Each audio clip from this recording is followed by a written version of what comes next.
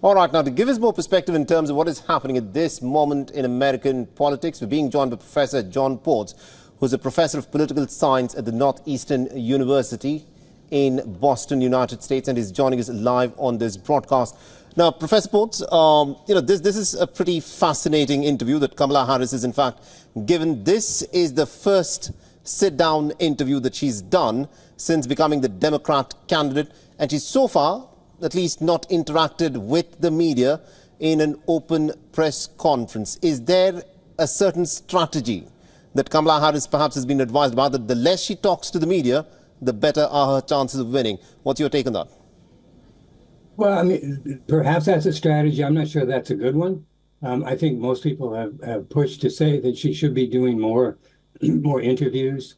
It's a little bit unusual for someone to go as long as she has without doing kind of more informal interviews. But, this has been a very unusual process. And so I think that she was using her initial time to kind of gather forces, to build up her campaign, to make sure she understood the positions that she wanted to take.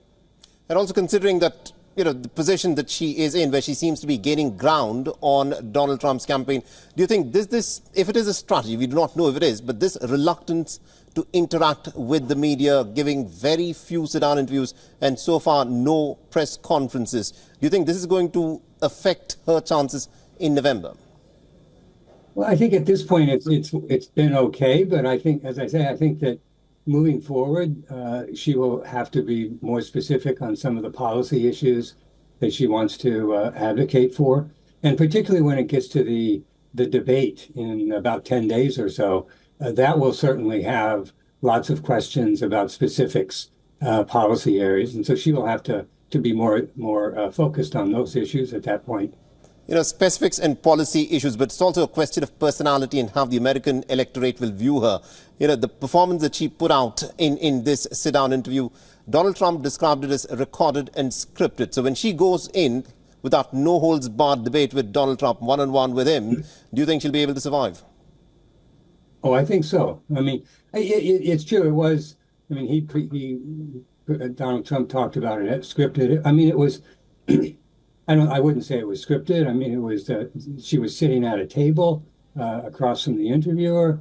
But I think she did as well as people would have expected in that environment. I think she did fine.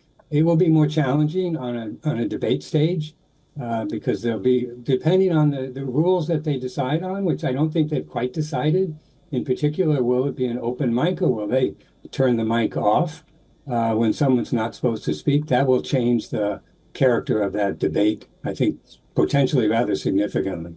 That's going to be a debate that will be one to watch out for. And my final question to Professor is, in your opinion, did Kamala Harris touch upon most of the policy issues that the American people would want to hear her talk about, or do you think there is some issue that she still missed out? I think she touched on some of the key ones, but very briefly. It was not a very long interview.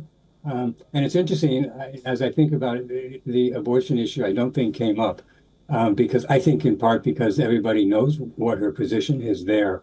I think there was more of a push on economics, also the border immigration issues, which are really in the forefront of people's minds. All right. Thank you very much indeed, Professor Ports, for joining us and getting us all those insights then. Okay, my pleasure. For all the latest news, download the WION app and subscribe to our YouTube channel.